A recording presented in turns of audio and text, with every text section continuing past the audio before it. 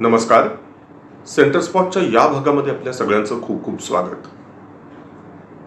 गदिमांनी लिहिलेल्या आणि सुधीर फडके यांनी संगीतबद्ध केलेल्या अजरामर कलाकृतीच्या म्हणजेच गीत रामायणातल्या एकेका गीताचं रसग्रहण जे सौ योजनगंधा जोशी यांनी केलेलं आहे ते आपण एकेका एपिसोडमधून ऐकत आहोत.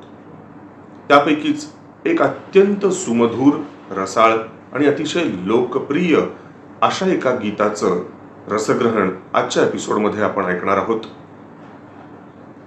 लेखन सौ योजनगंधा जोशी, वाचन केदार केसकर. सती अहल्येचा उद्धार करून श्रीराम, लक्ष्मण आणि सर्व ऋषी मुनिगण त्या गौतम आश्रमात थोडी विश्रांती घेऊन पुढे मिथिला नगरीकडे जाण्यास सज्ज झाले. यथाकाली ते मिथिला नगरीमध्ये पोहोचले. राजा जनकानं या सर्वांचं यथोचित स्वागत केलं आणि विश्वामित्रांसोबत आलेले हे 2 राजकुमार, हे अयोध्येचे राजकुमार, हे राजा दशरथाचे पुत्र आहेत हे ऐकल्यावर त्याच्या आनंदास पारावारच उरला नाही. राजा दशरथाचे हे 2 पुत्र तुझ्याकडील महाप्रतापी शिवधनुष्य पाहण्यासाठी खास आलेले आहेत असं विश्वामित्रांनी जनकराजास सांगितलेलं आहे.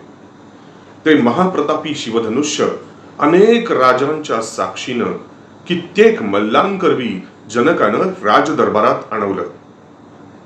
राम लक्ष्मणांनी त्या महाप्रतापी शिवधनुष्याला नमस्कार केला.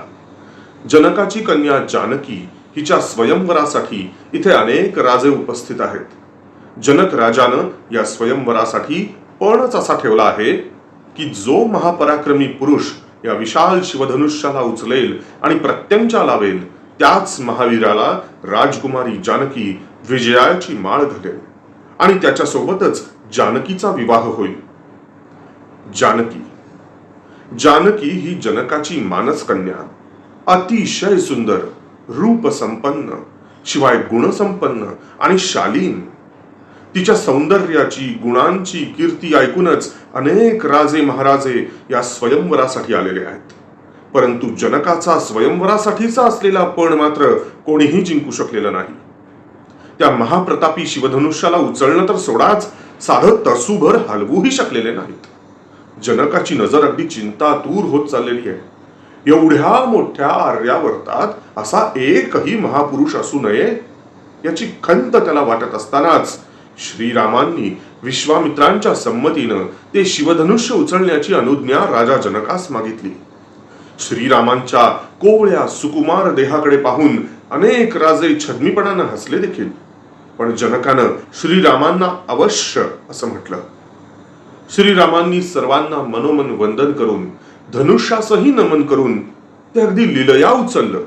त्याला प्रत्यंचा लावण्यासाठी महाबाहू श्रीराम ते धनुष्य वाकवू लागले आणि इतक्यात वीज कडाडल्यासारखा प्रचंड आवाज झाला आणि ते धनुष्य मधोमध भंग पावलं. हे लोकविलक्षण दृश्य पाहून अनेकांनी आपली बोटं अक्षरशः तोंडात घातली.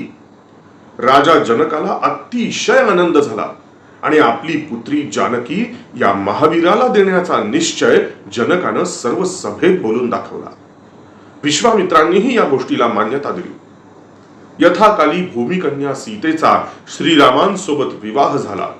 यातच अजून एक आनंदाची गोष्ट अशी की जनकानं आपल्या भ्रातृकन्या उर्मिला, मांडवी आणि श्रुतकीर्ती या अनुक्रमे लक्ष्मण, भरत आणि शत्रुघ्न यांना दिल्या.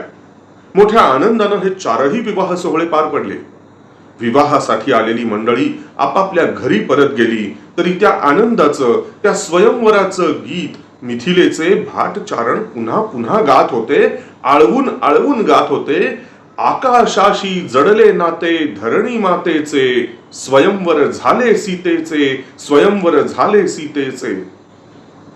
श्रीरामांनी सहज उचलले धनुशंकराचे, श्रीरामांनी सहज उचलले धनुशंकराचे, पूर्ण जाहले जनक नृपाच्या हेतू अंतरीचे. उभे ठाकले भाग्य सोवळे समोर दुहितेचे, उभे ठाकले भाग्य सोवळे समोर दुहितेचे, स्वयंवर झाले सीतेचे.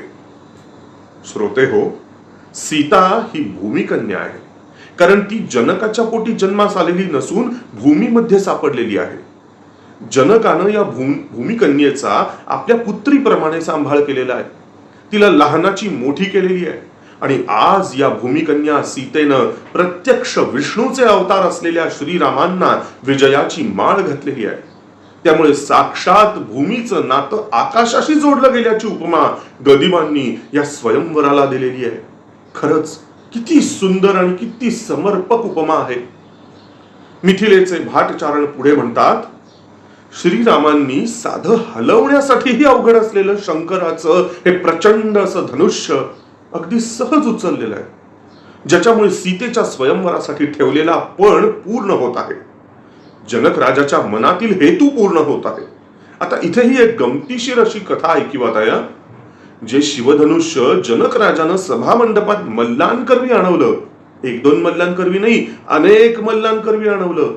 जे शिवधनुष्य शक्तिशाली असणारे राजे महाराजेही उचलू शकले नाहीत, अशा महाप्रचंड शिवधनुष्याबरोबर जानकी आपल्या बाल्यावस्थेत घोडा खेळायची.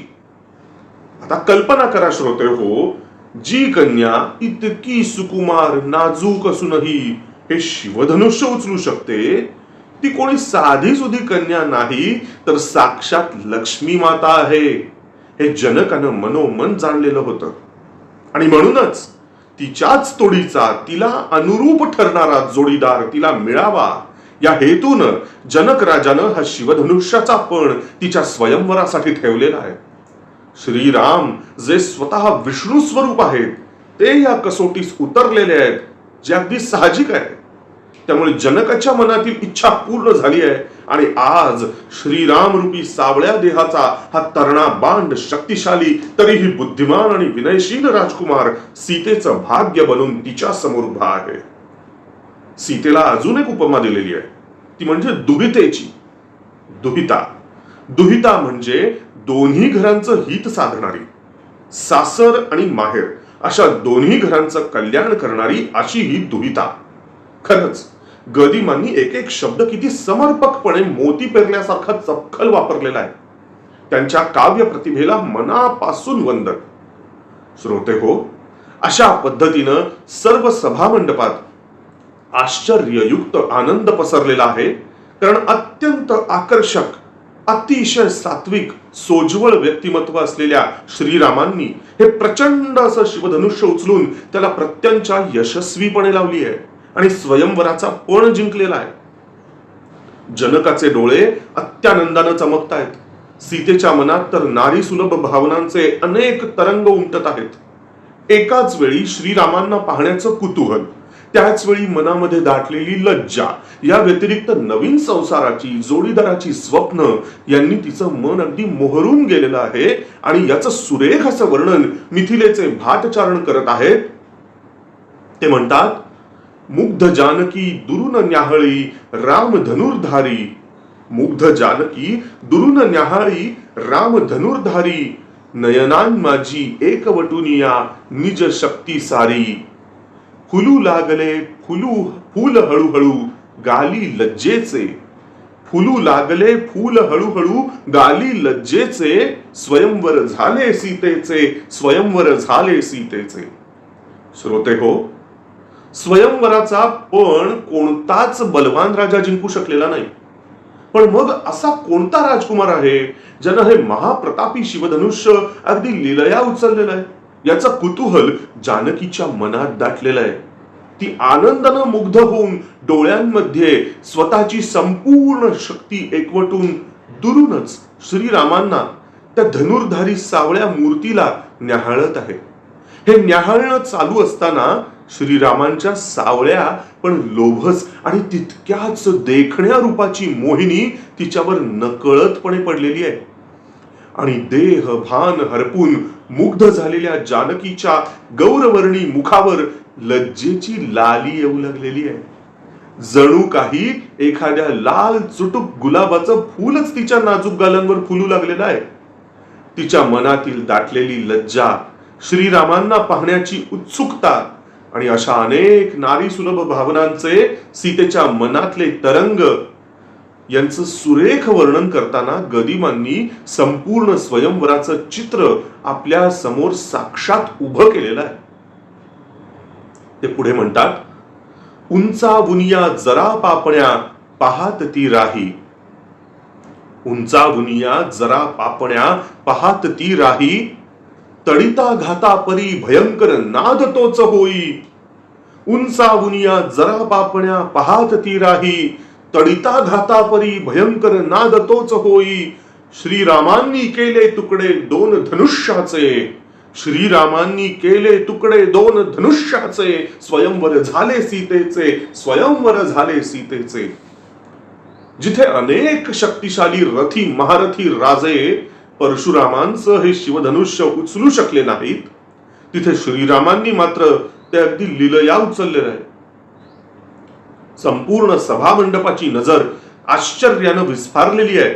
आता पुढे काय होणार याची उत्कंठा शिगेस पोचलेली आहे आणि सीताही मोठ्या विस्मयानं तितकीच भारावून किंचित लाजऱ्या पण थोड्याशा उंचावलेल्या नजरेनं पापण्या उचलून हे विलोक विलक्षण दृश्य पाहत आहे.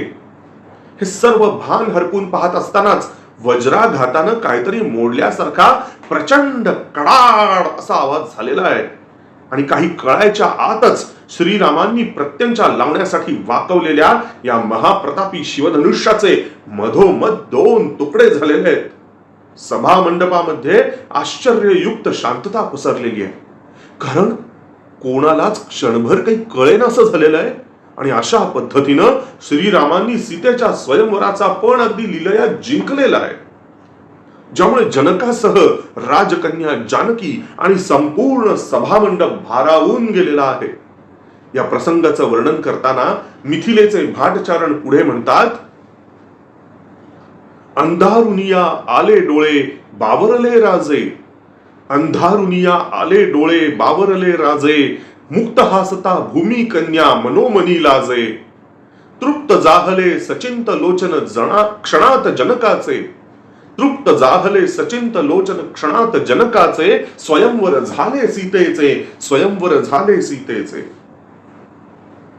श्रोते हो, शंकराचं हे विशाल असं धनुष्य उचलू शकेल असा एकही वीरपुरुष या एवढ्या मोठ्या आर्यावर्तात नाही का, या चिंतेनं जनकाचं मन ग्रासलेलं होतं.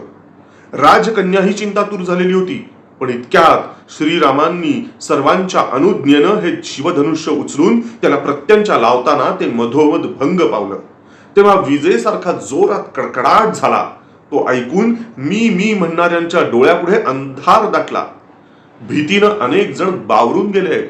पण श्रोते हो, आपल्या पणाची पूर्तता झाल्याचा आनंद, जानकीला तिच्या अनुरूप जीवनसाथी मिळाल्याचा आनंद जनकाच्या डोळ्यात दिसत आहे. इतक्या वेळ सचिंत असलेले त्याचे डोळे आता या लोकविलक्षण दृश्यानं आनंदित होऊन चमकत आहेत. जानकी इतका वेळ चिंतातूर होती, तीही आता मुक्तपणे हसून मनोमन लज्जेनं चूर झाली आहे. अशा पद्धतीनं सर्व सभामंडपच श्रीरामांच्या जयघोषानं भारावून गेलेला आहे. या प्रसंगाचं सुरेख वर्णन मिथिलेचे भाटचारण करत आहेत.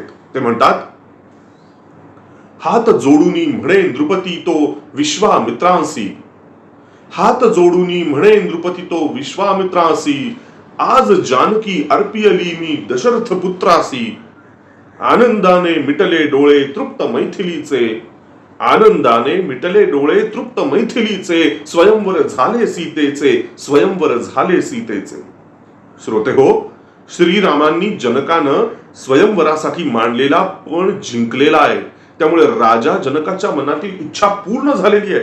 कृतार्थतेचा भाव त्याच्या डोळ्यात भरून आलेला आहे आणि अतिशय आनंदानं त्यानं विश्वामित्रांना हात जोडून वंदन केलेले आहे. अत्यंत सद्गतीत होऊन आपली लाडकी पुत्री जानकी या महावीरास देण्याची आपली इच्छा त्यानं व्यक्त केलेली आहे. सीताही पित्याच्या या निर्णयानं अत्यानंदित झालेली आहे. अत्यंत उत्कट असे भाव तिच्या मनामध्ये दाटून आलेले आहेत. त्या समाधानाच्या तृप्ततेच्या भावनेनं तिचे डोळे आपोआप मिटले आहेत. एक अत्यंत तृप्ततेची लकेर तिच्या मुद्रेवर झळकत आहे आणि तिच्या नारी सुलभ भावनांचे तरंग आणि अंतरंग गदिमांनी आपल्या काव्यातून उत्कटपणे चित्रित केलेले आहेत. अशा वेळी जनकानं तिला उठून श्रीरामांना जयमाला घालण्याची आज्ञा केलेली आहे. या प्रसंगाचं सुरेख वर्णन मिथिलेचे भाटचारण करत आहेत. ते म्हणतात, पित्राज्ञेने उठे हळूती मंत्रमुग्ध बाला, पित्राज्ञेने उठे हळूती मंत्रमुग्ध बाला, अधीर चालती अधीरतिहुनी हातीची माला, गौरवर्ण हे चरण गाठती मंदिर सौख्याचे, गौरवर्ण हे चरण गाठती मंदिर सौख्याचे, स्वयंवर झाले सीतेचे, स्वयंवर झाले सीतेचे. आपल्या पित्याच्या आज्ञेनं राजकुमारी जानकी सलज्ज होऊन आसनावरून उठलेली आहे. श्रीरामांच्या पराक्रमानं त्यांच्या सावळ्या पण तितक्याच देखण्या रूपानं ती मंत्रमुग्ध झालेली आहे. तिच्या मनासारखा जोडीदार तिला आयुष्यभराची साथ देण्यासाठी मिळाला आहे. कोणत्याही मुलीसाठी याहून भाग्याची गोष्ट काय असू शकते. आणि त्यामुळेच थोडीशी लज्जित तरीही प्रफुल्लित आणि तितकीच अधीर होऊन हातात विजयाची माळ घेऊन जानकी श्रीरामांच्या दिशेनं पुढं पुढं जात आहे. श्रोते हो, या प्रसंगाची फार समर्पक शब्दात गुंफण गदिमांनी केलेली आहे. ते म्हणतात, अधीर चालती अधीर तिहुनी हातीची माला. सीता तिच्या मनातील राजकुमाराला प्रत्यक्ष समोर विजयाची माळ घालण्यासाठी अधीर झालेलीच आहे. पण याहून नवल म्हणजे तिच्या हातातील मालाही तितकीच अधीरपणे पुढे झेपावत आहे. तीही श्रीरामांच्या या परम पवित्र देहाचा स्पर्श आपणास व्हावा या भावनेनं सीतेच्या अधीर झालेल्या पावलांच्या पुढे तितक्याच अधीर होऊन पावलं टाकत आहे. आणि तिचे सुकुमार गौरवर्णी चरण जणू सौख्याचं मंदिरच गाठत असल्याची भावना सीतेसह उपस्थित सर्व मान्यवरांच्या मनात भरून राहिलेली आहे. स्वतः स्त्री नसूनही स्त्रीच्या नजरेतून जगाकडे बघणं आणि स्त्रीच्या मनातले भाव चपखलपणे मांडणं हे केवळ प्रतिभेनं जमत नाही. त्यासाठी परकाया प्रवेशाची सिद्धी आपल्या ठायी असावी लागते. आणि गदिमांकडे ही सिद्धी होती असं म्हणणं वावगं ठरणार नाही. या ठिकाणी गदिमांनी फार म्हणजे फारच सुरेख असं शब्दरूप सीतेच्या मुक्या भावनांना दिलेलं आहे. सीता अधीर होऊन लाजत लाजत सभा मंडपाचं अंतर पार करून विजयाची माळ घेऊन श्रीरामांच्या समोर उभी राहिलेली आहे. या मिलनाचं वर्णन गदिमांनी अत्यंत सुंदर पद्धतीने रंगवलेलं आहे.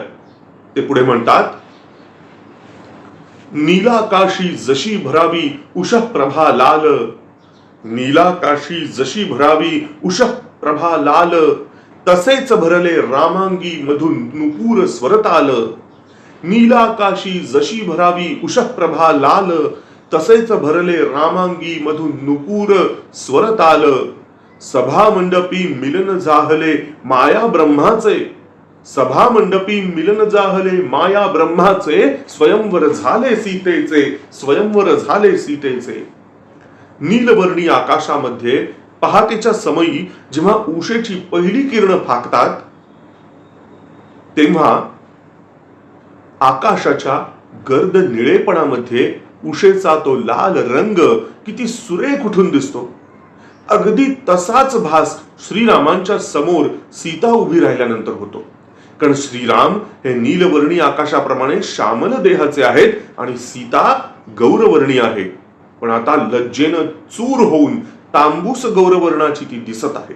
या दोघांचं मिलन म्हणजे खरोखरच नील आकाशामध्ये उशेचे लाल किरण मिसळल्याचा भास होतोय. सीतेच्या पदरवांचा आवाज म्हणजेच तिच्या पायातील नुपुरांचा मधुर स्वर श्रीरामांच्या अंगावर रोमांच उभे करत आहे. ते स्वर श्रीरामांच्या रोमारोमात भरून राहिलेत. सीतेसह श्रीरामही एकमेकांच्या प्रथम दर्शनानं पुलकित झालेले आहेत. श्रीराम हे प्रत्यक्ष परब्रह्मस्वरूप आहेत आणि सीता ही साक्षात माया आहे, देवी भगवती आहे. आणि आज राजा जनकाच्या सभामंडपामध्ये या माया ब्रह्माचं साक्षात मिलन होत आहे. संपूर्ण सभामंडप या लोकविलक्षण दृश्याचा साक्षीदार आहे. श्रोते हो, खरंच किती नशीबवान असतील ते लोक ज्यांनी श्रीराम जानकीच्या विवाहाचा स्वयंवराचा हा अभूतपूर्व सोहळा याची देही याची डोहळा प्रत्यक्ष पाहिला, अनुभवला. पण आपणही नशीबवानच आहोत की गदिमांनी त्यांच्या काव्य प्रतिभेतून साक्षात स्वयंवराचं चित्र आपल्या डोळ्यांसमोर उभं केलेलं आहे. जनक राजाच्या सभामंडपामध्ये राम जानकीचं म्हणजेच प्रत्यक्ष माया ब्रह्माचं मिलन होत आहे. सीता सलज्ज होऊन हातात वरमाला घेऊन श्रीरामांसमोर उभी आहे. दोघेही एकमेकांच्या दर्शनानं रोमांचित झालेले आहेत, भारावून गेलेले आहेत आणि आता जानकी श्रीरामांना वरमाला घालण्यास सज्ज आहे. याचं सुरेख वर्णन मिथिलेचे भाटचारण करत आहेत. ते पुढे म्हणतात, झुकले थोडे राम जानकी घाली वरमाला. झुकले थोडे राम जानकी घाली वरमाला, गगनामाजी देवकरांनी करीती करत आला. झुकले थोडे राम जानकी घाली वरमाला, गगनामाजी देवकरांनी करीती करत आला. त्यांच्या कानी गजर पोचले मंगल वाद्यांचे. त्यांच्या कानी गजर पोचले मंगल वाद्यांचे. स्वयंवर झाले सीतेचे, स्वयंवर झाले सीतेचे. जानकी जेव्हा श्रीरामांसमोर वरमाला घालण्यासाठी उभी राहिली तेव्हा राम थोडे झुकलेले आहेत. त्यांनी तिच्या वरमालेचा अत्यंत प्रसन्न अंतःकरणानं स्वीकार केलेला आहे. हे विलोभनीय दृश्य पाहण्यासाठी आकाशामध्ये देवांनी सुद्धा आपली हजेरी लावलेली आहे. सर्वत्र अगदी आनंद झालेला आहे. सीतेनं रामांना वरमाला घालताच मंगलवाद्यांचे सूर आसमंती भिडलेले आहेत. त्या सुरांचा आवाज आकाशातील देवदेवतांच्याही कानावर पडत आहे. त्या आनंदाच्या भरात देवही कोणी टाळ्या वाजवत आहेत तर कोणी पुष्पवृष्टी करत आहेत. अशा प्रकारे अत्यंत सुंदर पद्धतीनं सीतेचं स्वयंवर पार पडलेलं आहे. मिथिला नगरी आनंदानं भावविभोर झालेली आहे तर राजा जनक समाधानानं तृप्त झालेला आहे. पृथ्वीवर जनकाच्या सभामंडपामध्ये साक्षात विष्णू आणि लक्ष्मीचं मिलन झालेलं आहे आणि या मंगलमय सोहळ्याचे सूर गंधर्वही आळवू लागलेले आहेत. या प्रसंगाचं सुरेख वर्णन मिथिलेचे भाटचारण करत आहेत. ते म्हणतात, अंश विष्णूचा राम धरेची दुहिता ती सीता. अंश विष्णूचा राम धरेची दुहिता ती सीता. गंधर्वांचे सूर लागले जयगीता गाता. आकाशाशी जडले नाते ऐसे धरणीचे. आकाशाशी जडले नाते ऐसे धरणीचे. स्वयंवर झाले सीतेचे, स्वयंवर झाले सीतेचे. श्रीराम म्हणजे साक्षात विष्णूचा अंश आणि सीता ही धरतीची कन्या म्हणजे भूमिकन्या. या दोघांचं मिलन म्हणजे प्रत्यक्ष आकाशाशी धरतीचं मिलन झाल्याचा लोकविलक्षण सोहळा, ज्याचं वर्णन स्वर्गातील गंधर्वही करू लागलेले आहेत. श्रीरामांनी शिवशंकराचा धनुष्य भंग करून जो पराक्रम केलेला आहे, सीतेला स्वयंवरामध्ये जिंकून घेतलेला आहे, या विजयाचे स्वर आळवण्याचा मोह गंधर्वांनाही झालेला आहे. ज्याप्रमाणे धरणीवर राम जानकीचा विवाह सोहळा साजरा होत आहे त्याचप्रमाणे त्याचा आनंद स्वर्गातही साजरा होत आहे. दोन्हीकडे आनंदी आनंद अगदी भरून राहिलेला आहे आणि अशा पद्धतीनं श्रोते हो, आकाशाशी धरणीचं नातं जोडलं गेलेलं आहे, ज्याचं अतिशय सुंदर आणि समर्पक शब्दात वर्णन गदिमांनी केलेलं आहे. इतकं सुरेख वर्णन त्यांनी केलं आहे की आपणही प्रत्यक्ष सोहळ्याचे साक्षीदार असल्याचा भास इथे होत आहे. श्री सीतारामचंद्रार्पणमस्तु. जय हनुमान, जय श्रीराम, जय सीता मैया.